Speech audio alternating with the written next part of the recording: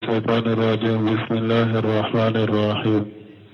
كتاب رياض الصالحين، باب كرامات الأولياء وفضلهم. وعن أبي محمد عبد الرحمن بن أبي بكر الصديق رضي الله عنهما أن أصحاب الصفة كانوا أناسا فقراء، والنبي صلى الله عليه وسلم قال مرة: من كان عنده طعام 2 فليذهب ب3، ومن كان عنده طعام 4 فليذهب ب5 ب6. الحديث. بسم الله الرحمن الرحيم، والصلاة والسلام على نبينا محمد وعلى آله وأصحابه وسلم تسليما كثيرا. سبحانك لا علم لنا إلا ما علمتنا إنك أنت العليم الحكيم. أستغفر الله الذي لا إله إلا هو الحي القيوم وأتوب إليه. اللهم انفعنا بما علمتنا وعلمنا ما ينفعنا وزدنا علما. بيه تراتا سوء هجرية باكلي أني كمناني أني بيناني أني سيغي سهر السفر من هجرية سانكالو فلنا بسونيو مغاني كلناي. ميلاد النصارى كجات بافلا أني مغاني وورو سانكالو شيغنا بسوني وناني ناي. أمبي دورا بغم مسجر جاقوان بوكونو درس الحافظ النووي أكا كتابو كونو رياض الصالحين بندا مناك باب كرامة الأولياء وفضلهم. كو وليجو كبونيا أن يلبي كرامة منكوية أنو كفسمانتيا. آية منوني حديثا منوني أنا ولا كودو دوفو يمبوندا كونو. حديثا من دا من أنانيه hadisai dirisu temene anya hadisai kolon jewu fo ku korofo antun kanka do bulu shemin rahimahullah wa kasarahu kono waqti yansuru bi ambedo hadisai kasarahu kono bulu sheminu ka riyadu sarahula asarahu هذه القصة في باب كرامة الأولياء. أكون قصة من فلانية وليجوك كرامة نافورة أكونو التي أرواها عبد الرحمن ابن أبي بكر الصديق رضي الله عنهما أما حصل من النبي صلى الله عليه وسلم. قصة مني عبد الرحمن أبو بكر صديق دنكي ودي حديثي مفلا من كيرا كبوتشي دم بلولا كترونا كسبك. وذلك أن أقوام من المهاجرين ويجمع مغودو مهاجرين ولا مهاجرين ويدي منهم بورا مكة كتم مدينة نوكا دينا نتشيدن دملي. كانوا يأتون إلى المدينة وهم فقراء ليس عليهم إلا ثيابهم. من مهاجرين وتنبنا مدينة وفانتلما فويتو بلو فنوكش فيني منumbu كنا وبلو لانكولو دي تنبنا مدينة وفانتلما ado be bo akan nafolo de la ala kama kata ka dina no fi ka bolina ka dina ka nafolo to ya bololan ko be bo ala u fantala mawde bena madina fo tu bolo fo fini munumbu kana walaysa indahum shay'un fo tu bolo wa kana fil masjid suffatu yawuna ilayha ciden kan misiri gwado tumbe ciden kan misiri la ninnin fantawun nanan madina ubeta o gwade koro summa يبشر الله لهم من ياتي إليهم ويحملهم معه إلى بيته ويطعمهم نترى غوين كرو على بمغدو نغيا ويه أتغلا مغبنا أتا كتانو يه أكسو كنو أبو لدموني قلوا لها لتم بني جودلا نوبي غوين كرو درو ebe se kana mo damado ta ebe tanu ye ka sokunu kula dumuni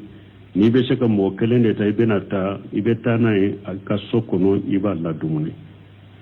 wa fi jati laylatin sudola qala an-nabiy sallallahu alaihi wasallam nabiyuna qala kataruna kisibaka man kana indahu ta'amu isnayn falyajhab bisalis dondola sudola ciden ko sebawma akum mogomi ni mogo fulaka dumunu be e boloy ka sokono tani mogo sabanay o man kana indahu ta'amu arba'ati falyajhab biqamisi ni mogo nani ka dumunu be e boloy ka sokono tani durunay wa hakaja nin chogola kata ay wa hakaja ay amara ashabahu nin chogode la chidanya ka shebaw nyamariya أن يحملوا معهم أشهاب صفة ليطعمهم كوكا قواد من بتشيدن كمسر لا كدنكو كوكو تكتو كسوكنو كولا دموني هي سبب يمرني يسودنا وكان النبي صلى الله عليه وسلم أكرم الناس تشيدن يرد توني مغو بيكا فونا سريه على يرد توني فونا سريه كتم بيكا فولو جهب بأسرتي sallallahu alaihi wasallam ciden tarani mugotande ya kasokolo wajhaba abubakar bi arbat abubakar tarani mugonaniye wajhaba an-nasu ba'dhum bi salasati mugodo tarani mugosabaye wa ba'dhum bi arbati hasba halihim mugodo tarani mugonaniye ukalla halaqu sudru min besemin koribetanuye أبو بكر رضي الله عنه جهب بأديافه إلى بيته أبو بكر يمغمون تا أنا كدنون تارا أكسوكنو وأوصى ابنه عبد الرحمن أن يقوم بديافتهم أي أدنكي نيامريا عبد الرحمن كا دنكي كوا وشياكا كا نيامريا كوا كدنان نونون كدنان فنا كوا كا أجانتولا كدوما ندومن وقت الشرع وانطلق هو إلى النبي صلى الله عليه وسلم أو بكر يرتارا تشيدن في لك تمنك سبي تشيدنك لأنه رضي الله عنه كان أسد الناس ملاجمة لرسول الله صلى الله عليه وسلم يكون معه دائما بس أبو بكر مؤمن تنبتشيدن في كسبة أبو بكر يو أدوه ألي تنبتشيدن في كسبة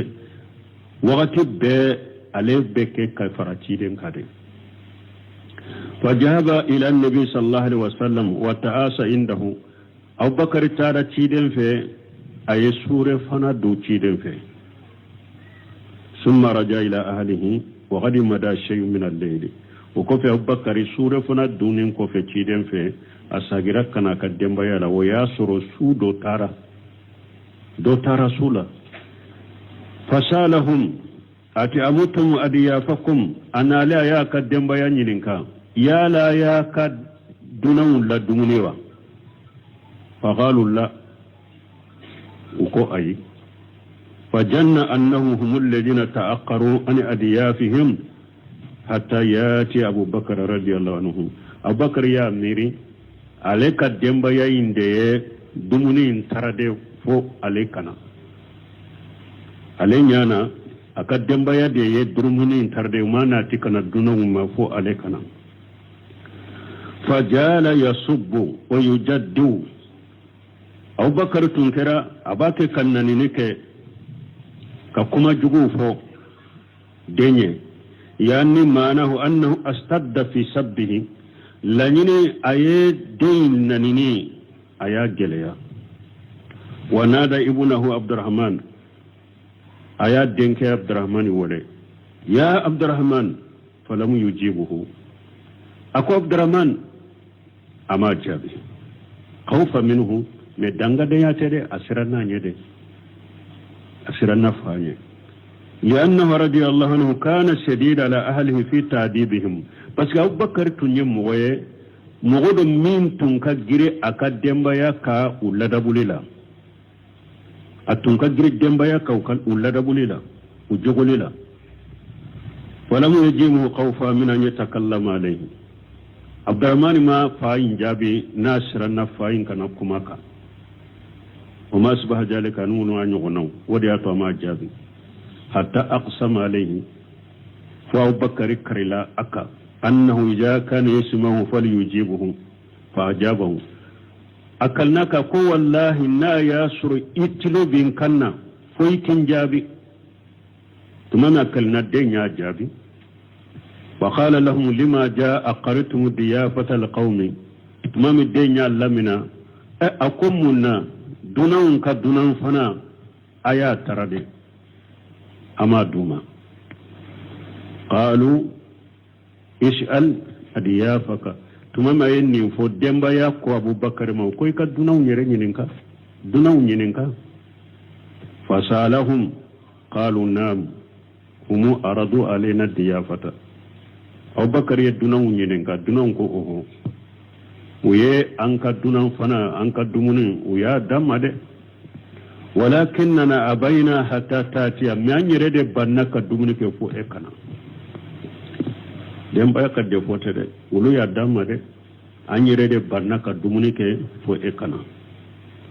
fa aqsama radiyallahu anhu alla yakula Abu Bakar kalina ala ka je ka ba makanna ko wallahi to wannete dumuni ndu qala wallahi ma aqulu yani annakum ta'aqaritum min ajali ako wallahi nete ni dumuni ndu awu ye aka dumuni bila ne de kama ka ka dumuni tarade ne kama awannete ni dumuni du wallahi netadu ijana ana la aqul wala netadu naw ya ka dumuni bali dumuni ayo to ne de kama fa ka ne de kono ko ya garo ka ne de kono wallahi nete ni dumuni du faqsama alla yakula Abu Bakar kalna ko te dumuni du faqsama li adiyafu alla yakulu awa dunum fana kalila fukan fana ta du wallahi fana te nindu munidu ikraman lahu ulu fana kalila Abu Bakar ka bonya de kama pasulu ba fa ulu Abu Bakar re ka du munike dunam fana ko wallahi fana ta du fasara indana alana qasmani qasamu Abu Bakar radiyallahu anhu Allah yakula wa qasamu li adiyaf Allah yakulu ewa sisa kalile ke rafula yambulo Abu Bakar kalila ko alete dumunindu dunan kalila ko lute dumunindu fa ayyuhuma awla nunu fulala sisa donka kalile kanka donka kani ika kalile ka toy dala ika kalili iko toy annabura bi qasma bi bakari wala yaqul wa yaqul adiyaf am bi qasam li adiyaf wa yaquluna الأولى الأول أولى يا لا ننكل فلالا يا لا أنكا كي أنكا كدنون دي تنكا كي نو أكنا كلي أبو بكر يكلي منك ولو كنا أبو بكر كليتو أدالا ولو كدموني كي أبي دنون فنا كلي كوفي أبو بكر دي كلي كان كتو أبو بكر دي دالا أكدموني كي دموني كدموني كي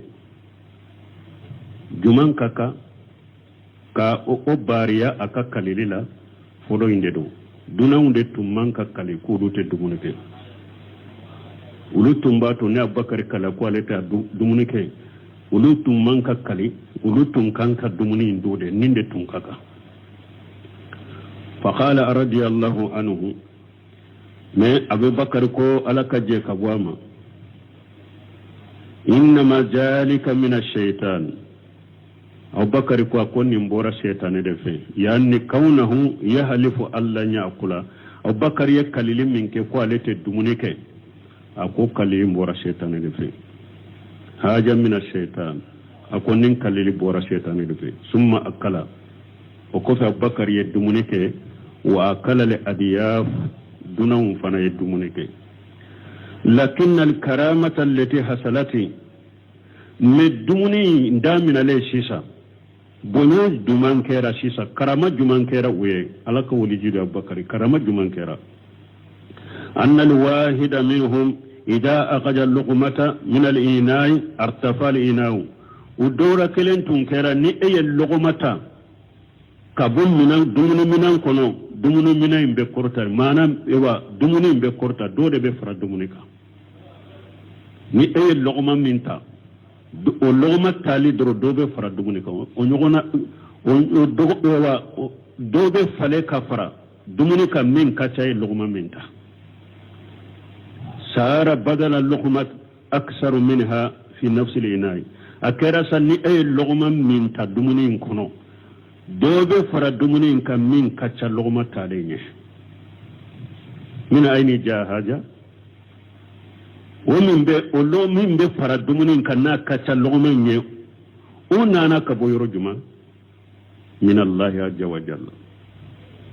ونانا كبو الله دي في مسامين كبو كرتالينو كرامة لأبي بكر رضي الله عنه كوكي بنياني كرامي أبو بكر على كجيما لأنه أفضل أولياء هذه الأمة على الإطلاق فسيقول نمان تون بيكا وليجون mimman ton be walijin min kausa nimman ton be ye oye abubakar shidir de ni ciden yere sentala de ciden kan manton walijin yuma min kausa ciden kan manton kan walijin be ye chugo be la lal itila oye abubakar de li'annahu khairu hadhihi al-ummati ba'da an-nabiy sallallahu alaihi wasallam parce abubakar de nimman ton be yuma ye ciden yere kofe alakan na bunyi mai mbolen kofi ala kiden kan manto bakar da kausa na bai sun manta hau fa baga fili ina aksaru min makana fi min qabl o kofi wuye dumunike ka bapew dumunin ba ne wuya soro dumunin kaca kateme sani uluka du wakati mi sani uluka dumuni damina tumbe cogomi dumunin ba ne ulu ba ne dumunin ya soro dumunin kaca wuye فأخرجه أبو بكر وذهب به إلى النبي صلى الله عليه وسلم أبو بكر يدمنين تا أنا ترى شيدن في علاقة تمنا تسبي شيدن كا ودى النبي صلى الله عليه وسلم إليه أقوام فأكلوا شيدن يريم مغو دوله كان الدمنين دوني ما وكان وكادو ونانا ويدمنين دو وإنما حمله أبو بكر ليريه نبي صلى الله عليه وسلم abubakar ya dumunin ta munna kata na ciden fe a yi dumunin ta puru kata yira ciden na de wa kai fakana haja nin kera cugudi a tara yira ciden ya de al'amuru mini indillahi ajja wa jalla ewa ko nin koyin bora ala de fe masamin ka bakurta ne alladhi bi yadihi malakutu kulli shay masamin ni fembe maraba bolo min karamuni yin bonya bora da dafe wai ja arada shayya fa inna ma yaqulu law kun fayakunu ni ala ba fe kam minke abafo kake drobe ke shahidu fil hadis shere yayi munya hadisain don kunye munye bonda inkono هذه الكرامة لولي من أولياء الله وهو أبو بكر رضي الله عنه أو ننكم من فلنيني ni karamani bonya de ni ala ya ka kawuri juye min ya abubakar wa nahnu nashhadu annahu waliyyu min awliya illah am be sharia bunu seminu kam be sharia am fara be sharia ko abubakar shiriye ala ka wali jude wa annahu afdalu awliya illah ala al-itlaq am ba do fana wali ju ben yumaye abubakar shiriye chogo ya bela ciden kan mantun ko ne abbe kan waliju ben man ya cide abubakar siddiq de ma adda nabiyyin wal mursalin nin nabi nyimo shemborala ciden shemborala giya alaka waliju be jiya kono abubakari de kawsana beye ni nabi nyumo ne ci don borala itlaq la itlaq cogo bela ni nabi nyumo ne ci don borala alaka waliju jiya alaka waliju be nyumaye abubakar sirre cogo bela li'annahu aradi Allah anhu parce que abubakar yala kaje kabama mina siddiqina abetiya tugu de la يعني في المرتبة الثانية من صالح الأمم من تو تمام علي من تو نمو فو أي أبو بكر بلا أيوا جو يرفلنا دلا وفرايا جمان كنو قال الله تعالى ألا قال من كرتانو ومن يطيع الله ورسوله فأولئك ما الذين أنعم الله عليهم من النبيين والصديقين والشهداء والصالحين وحسن أولئك رفيقا alako ni mɔgɔ min tugura ala ko i tugura ciden ko fa ulaika ulu tugila mɔgɔw ma alladhina an'ama Allahu alaihim ulu be fara mɔgɔw de kan mɔgɔ minnu ni ala ye nɛɛma k'u kan mɔgɔ ni tugura ala ko ye ala bato i tugura ciden ko sallallahu alaihi wasallam ulu tugila mɔgɔw u be fara mɔgɔw de kan kiyama ala ye mɔgɔ minnu nɛɛma jɔn u fɔlɔ ye jumɛn mina nabiyina nabi ɲumanw والصديقين جو يرفلا نفله أني تياتكو أبو بكر مرتبة بياندي مانتون كان يومو مرتبة أني مانتون كان جو يرو يومو تمامي ألا ينفو أبو بكر بلانا مرتبة فلنا دلا مانا نبي يومو بوراي تيدون بوراي أبو بكر دلو هاي مرتبة فلنا دل صديقين تياتكو والشهداء مرتبة سبنا جو يرو سبنا شيريسو وصالحين ايوا جويرو نانينا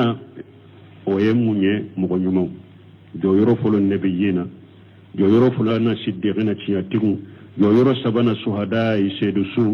جويرو نانينا وصالحين مغنيمو وهو رضي الله عنه افضل الصديقين ايوا جويرو فلو مغو فنا تياتيكو فنا بنيما يا ابو بكر الصديق دي منذ خلق الله آدم إلى يوم القيامة depuis ala ye adama da fo ka taa diɲɛ wuli mɔgɔ o mɔgɔ bɛɛ na tiɲɛtigi bɛɛ na abubakari kawusana bɛɛ ni nabi ɲumanw bɔra la ka taa adama la fo ka taa diɲɛ wuli mɔgɔ laban tiɲɛtigi tɛmɛna diɲɛ kɔnɔ ni nabi ɲumanw ni cidenw bɔra la abubakari kawusa bɛɛ ye wa huwa min awliya illahi abubakar ye ala ka walijude wa hajihi min karamatihi radiyallahu anhu ni abubakar ka bonyana ka karama ala ka je ka boma wa fil hadisi fawaidun kasiratu awani hadisa na facha mambala anafa fulu anna fihi dalila ala fadilati abi bakr radiyallahu anhu wa annahu min awliya illah hadisan nafa fulu yemunye dalila benni hadisa la ka abubakar fasamanta yiranna ka yiranna ko abubakar ala ka wali jude wa zakarna anna abubakar huwa afdal awliya illa ibada nabiyina no sunu ko alayya fo ko abubakar de wali jubbe nyuma nabi nyuma temenen ko fe ya anna abubakar min as-siddiqina fasika abubakar be ciya tugude la alladhina hum fil martabati saniyati من أصناف الذين أنعم الله عليهم من النبيين والصديقين والشهداء والصالحين باسكو أبو بكر بي جو يرفلنا دلا مغمون من على يونيما وكا جو يرفلنا أبو بكر بو أدلا نبي نمو أني تياتيغو أني سيدسو أني مغنمو دونك أنيا دوني حديثا كونو أنيا بكري فسمانتيا دوني حديثا كونو أنيا دوني حديثا كونو ala ka waliju be nyuma ni nabi nyuma borala Abu Bakar Siddiq dedo ni follow ومن فوائد هذا الحديث أبني حديثا فايدة ولا أن الإنسان إذا خدب بسبب يقتل القدبا فإنه لا يلام عليه أبني حديثا لا كوني مغدي منرا ما ندمي كو كيرلا كو من بك مغدمي ندمي منرا إتجراجي ni hada mane ko do kerila ko min beke sababu kamugo ladimi ni ediminara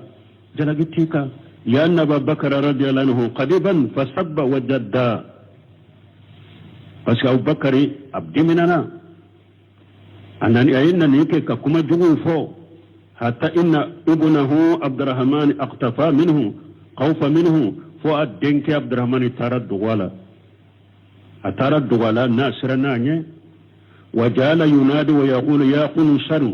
ونقنصر هو القبي الجاهل أبو بكر تنكر أباك كاولة كن نلما جاهل نلما أباك كاولة ننتولا فهذا الدليل من الدليل أن الإنسان إذا خدب لسبب يختر لقدبا من الدليل أن كن هذا مدين دمنا لسبب دوي سبب من بين مغلى دمي فإنه لا يلام عليه أنت تجي جلاغاكا ولا يقدس من فضله ولا مرتبته وتفهمو أتجي كفسمانتانا كجو يرو لفنا كافو دميكو كيرا كرسالا دمينارا أتي جلاغوكا وتفهمو أكفسمانتانا وتفهمو أكجو يرو لا وفيه أيضا أبي حديثا يقول تقولي أنه لا باس أن الإنسان يصف ابنه أو من له ولاية عليه بالقبوة والجهل أن يصر حديثا كنت نكبا ستالا هذا ما بيبشك إدم من كتو أبي مغمي ناكا كونيا بيبولو إبشك تغم من كتو من المياه عن الجاهلية إذا فعل فيلا يقتل أنه قبي جاهل نا يقودك كومن بيائرا كوكتوا نلمدو ko min bayira ko jahili do ni kama jahili bashi tola wa fihi abakono annahu min adati nas ko atumbe hada madun kallada de do hatta fil ahdil qadim fugale de pigale hada madun kallada de do anna dayfa wal mudifa yahsul minhum al half wal ayman kafo duna ani dunan jatigi depuis gale ube kale nyugonye beke unu nyugonche mislu wallahi ta'akulu wallahi ma akulu misali la depuis gale ni nyahada madon kala dande mugo ba fu akaduna jatigi ba fu akaduna wallahi fo akadumuni deke dunan fana ba fu wallahi nete dumuni ke wallahi tadkhulu dunan jatigi be sika fo dunan wallahi fo akadun kadu kono de والله ما أدخل دون بافوي والله انتدو ولكنهم يحلفون بالله نيد كوكورو de figale abekede ne nunun tumbe kalini alade amma ma yafaluhu kaseeru min aljahalati alyawma ibn simra rahimahullah akum min mugochaman be minke jahilun mugochaman be minke يحلفون بالتلاغي نو بكلنو كم مسو بلاليه فهاجا قلتو نين يغنبي قلت كثير نين يغنبي باين يغنبي شامي من أهل البادية أكو برسمغو ننكتا عربو برسمغو بلو إذا نزل به ضيف وخاف ضيف أن صاحب البيت يجبه له جبيهة ندنا نانجي udola kelenka burusumogo ni dunan nana jigi uka dunan sirana kafun ka jatigi min fulan nye nya bala chogomi nimba feka nimbe bagando fagane mfana ta feka bila kola ko min ba dego nimbe son ka bagando fagane ni dunan nyodo aka jatigila qala liya talagu wa liya haram wa imrati ka ummi wal yajib billahi in jabahati li jabihata wa haja haramu la yajuz rusumu ko burusumo dunan be munke na somina ko aka jatigi bena ewa fagali kai bagando fagaye sisa ko kama dunan fanai ewa abafo bilali bin kan muso bilali bin kan muso haramu ele mun bolo nyin kan muso komin ba wali yajib billahi ni fen kan tige ne muso haramu ele mun bolo ni fen kan tige ne ñen muso ke komin ba ni fen kantige ne ñen kam muso bila do burusu mo kakkalili de tunyen ne akon ni haramu nin tebbe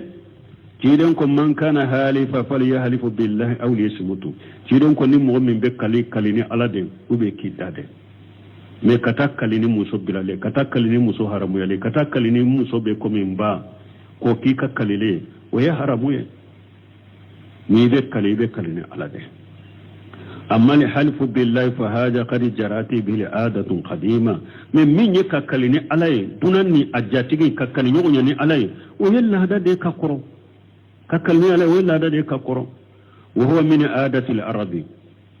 wa shiyamihim waye arabu kallada da ya nuka ta mace da yawa nuka jogo da yawa arabu kallada nuka jogo da tunya ne dunan jati be kalini alai nyugo nyetin chula wama haja ibn samin ko kafaro kan nuka kallada do al afdalu annaka jahalafuta lil insan an takhrinaha bi kalimati insha Allah akon min kanyi ni ekalnani mugo doye ekalnani mugo kalila mugo doye sha Allah tugu kalilina mana ka kalini alaye o kanyi de me kafaruka ni kalnani alaye sha Allah tuwala taqulu wallahi insha Allah ikafu wallahi intenni fo insha Allah wallahi intenni ndu insha Allah wallahi intenni ke insha Allah wallahi faraka liannaka ija qulta wallahi insha Allah parce que ni eko wallahi ikalnani alay insha Allah tuwala astafadita faidatayn ajimatayn ibe faida bele ba fula so nafa bele ba fula bala insha Allah foli kalire no fe nafa bele ba fula bala al faidatu al ula nafa fulo anna Allah sayashuru laka al amra ni kalna kafu wallahi bennin fo wallahi tannin ka insha Allah alabo o koyi abano yaye insha Allah farala kalilika ka insha Allah faraika kalilika nafa fulo fule ni kallam min kai ko insha Allah alabo ko kele no yaye kele al fa'idatu saniyatu nafa fulana annahu illam yatayassar lam yakun alika kafaratu ni koyin kele man no yaye fana kafaratika wallahi sallahum benninke ko fula folo imma alana koy nogoyaye wallahi sallahum benninke nafa fula folo imma alana nogoya kiye ina koyinke a ube ni alama nogoyaye ka koyinke wallahi min fora kafaratika ni maseka ke na yasuri sallahu faralaka kafaratika فأخرن يمينك دائما بقوله إن شاء الله أو إيكا كليلي إن شاء الله تقويك كليلا وقت به دائما نكلنا إن شاء الله تعالى حتى تسلم من الحس وحتى تسلم من الحس وحتى يتيسر لك الأمر دائما بدا نكليلا إن شاء الله تعالى أنا كسبب إن كسي كليلي كفارة بودي ما ani fana ala na koy nogoyaye alam yatikum an-naba Sulaiman an-nabiyullah alayhi salatu wassalam ya la Sulaiman kibariya mana awma alaka nabiy malaka tanuna kisibaka qala fi yawmin min al-ayyam Sulaiman alaka nabiy ma dondola ako wallahi la atufanna laylata latisina imratan تلود كل واحدة منهن غلاما يقاتل في سبيل الله دون الله سليمان كليلا أكو والله يسر فرمسو بيكونونتو بابورو مسو بيكونونتو أكو والله كم مسو بيكونونتو مبجي أبن نوفي أكلن كلي denke sorofana ha nkaje nyonyi akelen kele mbeje unofe akelen kele jonyonya beke denkeye nimbeje haruke la kasirala yani yujamu kisina imrata lanyine ko abe muso bikononto aba be jonyonya donkele akelen kele be denke sorofana nimbeje haruke la kasirala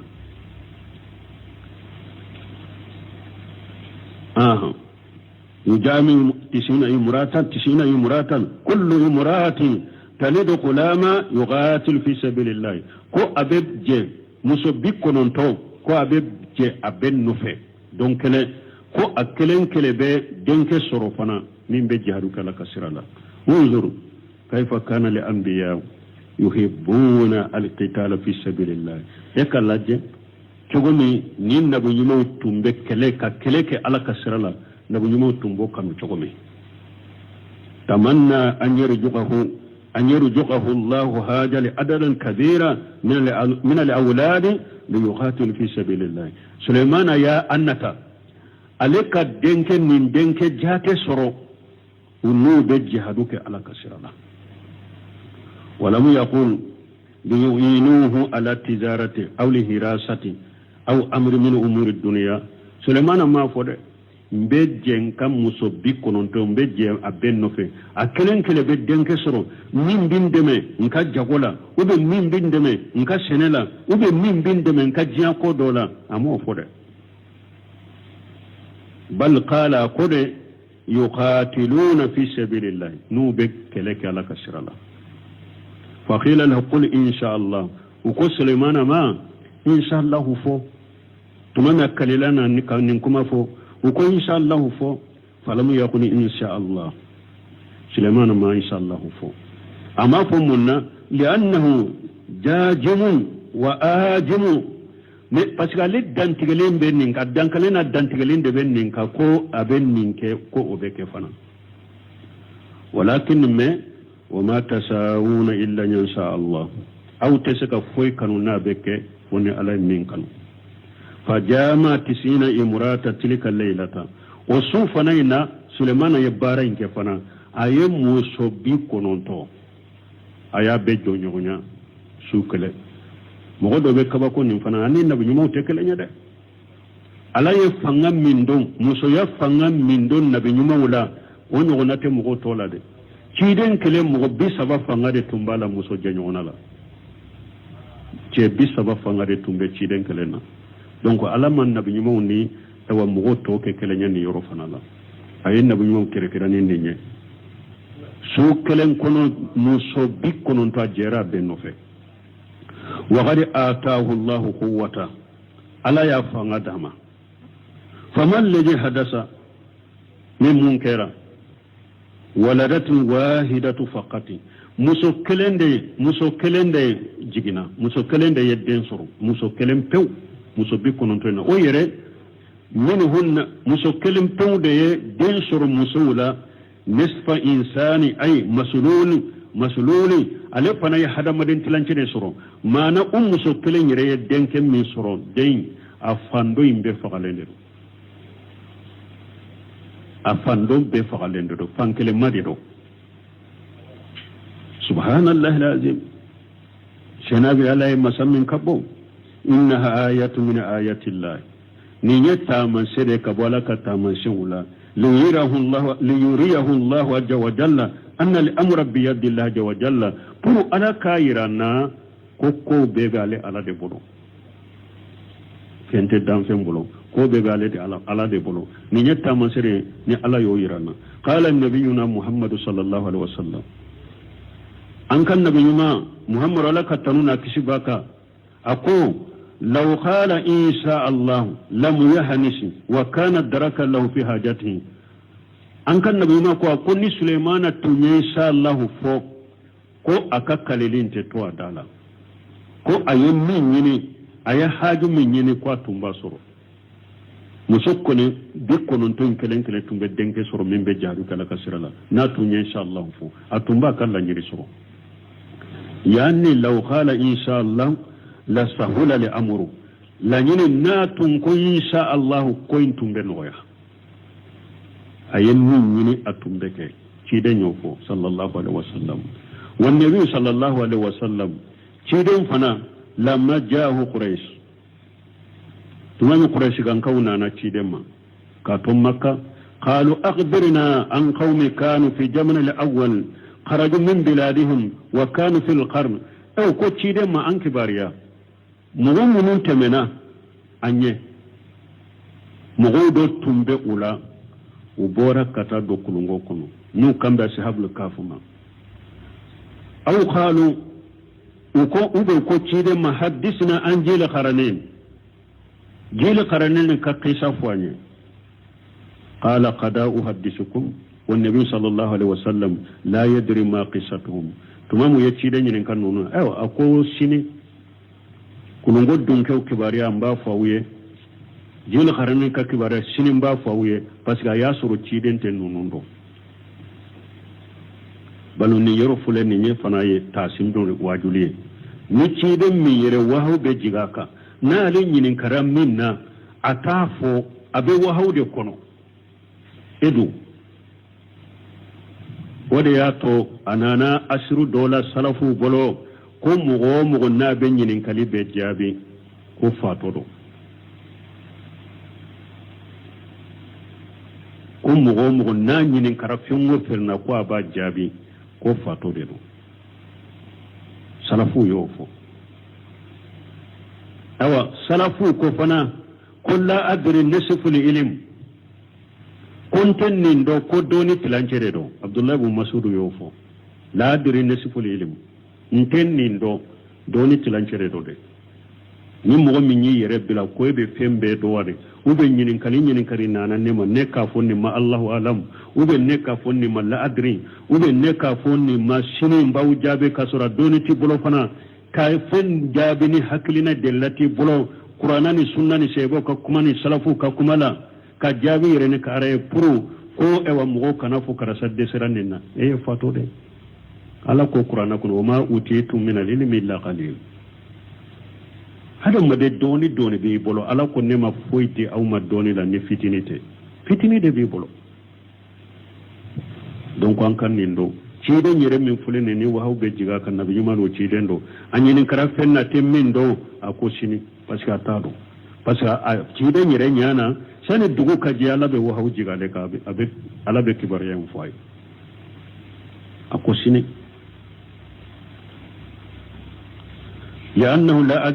لأنه لا أدراكها ولا هناك تواريغ موثوقة باسكو تشيدي نينكو أتشكا نيادو وياسر تاريغ من سبلين دون ندنا يباكا نابو تاريغ كلا كباريان يفو فقال قد أخبركم تشيدون كو سينباو كباريان جالي خدو وما نجل عليه الوحي وسيني نانا باسكو تشيدي نيرما إن شاء الله فو أكو سيني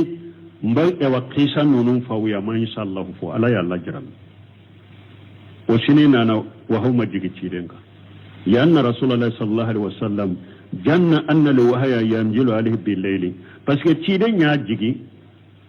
سو كنونا لا سو فلا لا وهو بجيغاكا ni wahaw jigira ka kibariya nunu fawye ni dugu jera aba fo quraish kan kawye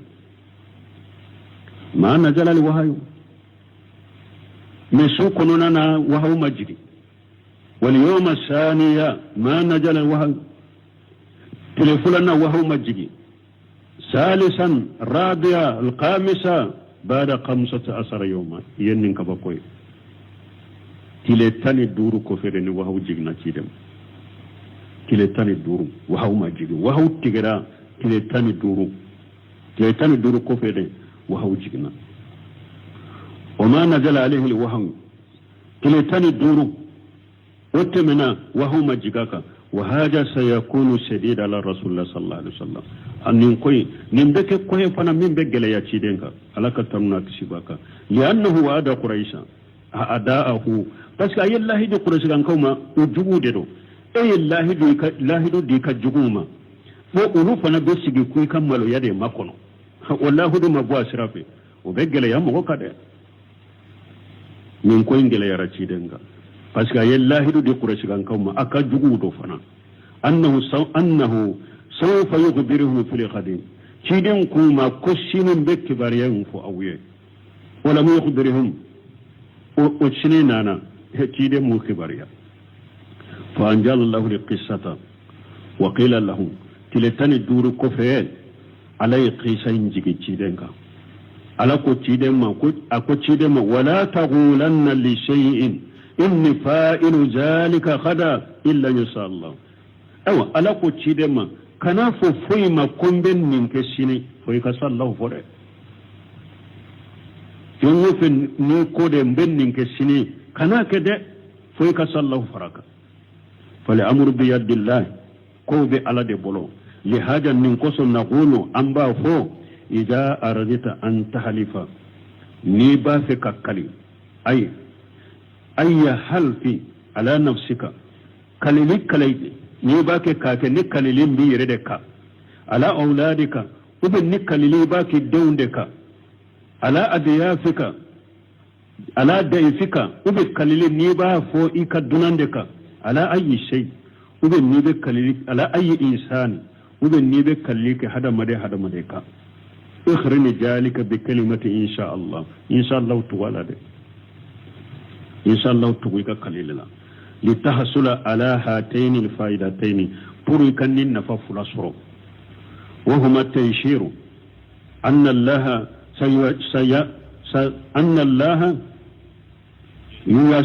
ييسر الأمر ألا بكون نغيايه ويؤتيك ما حلفت عليه نيا فايدة فلوي يكلنا منك بعدما نكلنا إن شاء الله فرقا نفف الأبالا نففلو يكلنا من كلابا كلين غيايه وثانية فلنا أنه لو حلفت الأمور لو اختلفت الأمور نكلنا منك فنا نامسك كيفنا فإنه لا كفارة عليك كفارتك لا والله الموفق على دبي موبي سببما ومن فوائد هذا الحديث أبني حديث فايدة ولا أن الإنسان إذا حلف على شيء ثم أرى خيره خيرا منه فإنه يكفر عن يمينه ويفعل ما هو خير أبني حديث فايدة ولا كو هذا مدي نكالنا فيندوكا كو نتن نمكو إنكي me ina naye kuin kele ewa ikon nin kuin take me ina naye kuin kele hera biode la katema ke baliyaka kuin ke ika kafarabo kuin ke ikika kalili kafarabo ويفعل ما هو خير من كلي هيرا ينكي إكا كفرابو وهذا قد دل عليه حديث شريف أن النبي صلى الله عليه وسلم من فلنية حديث جيلين نانا لك أبو تشيدين في ألك تمنك سبكا وقال تشيدين كو إني والله إن شاء الله أيك لك إن شاء الله تعالى تشيدين كو ني نكالني علي إن شاء الله ني على سنة لا أهلف ولا يميني نتك كالي سيكا فارا خيرها من يكالي تنايه خيرا منها nu ode kausa katun ka dome ode kausa ode keli kausa katimen ka dome kalilinka illa ataitu alladhi huwa khairu fo hinye hera imbode ke wakafaritu anya min be kafara kun ka kalila masala eni kadden kelela iko wallahi te doya wallahi te kumife mogo taru ideli ko idende do abila kado kuma fe iki dembila kado ka sokono de hera ika kuma den fa wude hera donc hera yinke ika kalili kafarabo hera yinke ika kalili kafarabo aw qala ube cidon ko illa kafartu an yaminu wa ataitu alladhi huwa khairu ako fombinka kalili kafarabo de munye hera imboke fa idha halafta allan tukallima fulana ni ekalila ko wallahi nete kuma karasafe fali afdalu min kan an tahnasa ika kalilin o junubuta kalili katoy dala o tukaffira an yaminika ika kafara bo ika kalilila o yukallimahu ika tigi kuma nyoya ni kala wallahi nete kuma karasafe kalili kafara bo ika kuma atigife wa idha sara bainaka wa bainahu shay'un ni fendo temnani mugodo che wa qulta wallahi ما أترغ عليه البيت إكو والله ننكدو دا نت ننكدو دا كونكو أبدا والله كودو تمنيني مودو تشي إكو ننكدو دا نت ننكدو دا كونكو أبدا نت دو أكدو كونو ولا أجوره نت تنينفو أبدا قلنا له جره أمبا فو إت أتجيه تا أتجيفو وكفر أن يمينك كفر بويك كاليلا نيكو والله نتي تكر صفو أبدا تدو أكدوكنا أبدا أمبا فيه تادو أكدوكنا تافو ويكا كاليلا كفر بو ففعل الولد شيئا نيكا دنيا فندوكي يكا دين أي وبأنتو يردنا لا أذكرنا زور وكفر أن يمينك ما لم يكن في ذلك اسمه أمبا فو أتجي تاتجي فويكا كاليلا كفر بو ما لم يكن في ذلك اسمه نجم بطولة ده وكذلك جاء حلف الإنسان على ولده أبو تقول كلنا أن هذا مدين كلنا إدنك إذا فعل شيئا ألا يكلمه ففعل الولد شيئا إكو دم إكو والله نيا نكن تكو من فدا دنيوك فليكلمه كما إدن في وليكفر عن يمينه إكيكا كليل كفاربه المهم لنيني أنك جاء حلفت على الشيء إنك لنفندك ثم أريت أن الخير في أدمي وفائك باليمين وكف إنا نايه كويكي كاليل الدفا أو كهيرتولا فلا تفي بيمينك وكفرنو دونك كانيكا كاليل الدفا نينا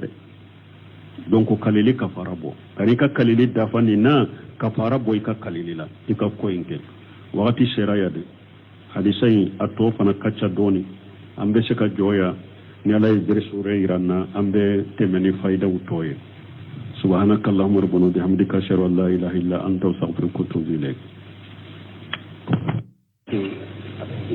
الحديث دون هذا كفوتا.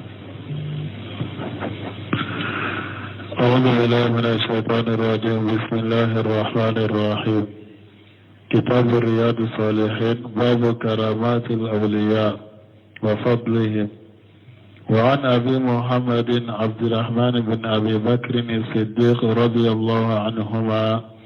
أن أصحاب الصفة كانوا أناسا فقراء والنبي صلى الله عليه وسلم قال مرة من كان عنده طعام 2 فليذهب ب3 ومن كان عنده طعام 4 فليذهب ب5 ب6 الحديث. بسم الله الرحمن الرحيم والصلاة والسلام على نبينا محمد وعلى آله وأصحابه وسلم تسليما كثيرا سبحانك لا علم لنا إلا ما علمتنا إنك أنت العليم الحكيم أستغفر الله الذي لا إله إلا هو الحي القيوم وأتوب إليه. اللهم انفعنا بما علمتنا وعلمنا ما ينفعنا وزدنا علما. بيه تراتا سوء هجرية باكلي أني كمناني أني بيناني أني سيغي سهر السفر min hijira san kalo fulana bi sunyo mugani kelenai miladi nasarau ka jate ba fula ani mugani woro san kalo shegina bi sunye onani nai ambe dawda bugu masjara jawambo kono darasu gali hafidu nawawiyu aka kitabu kono riyadu salihin bonda minna ko babu karamatil awliyai wa fadlihim ko wadiju kabbonya anyala be karama mun kuye anu ka fasamantiya aya munun ni hadisa munun nana wala kudu dofo bonda kono hadisa min da minananye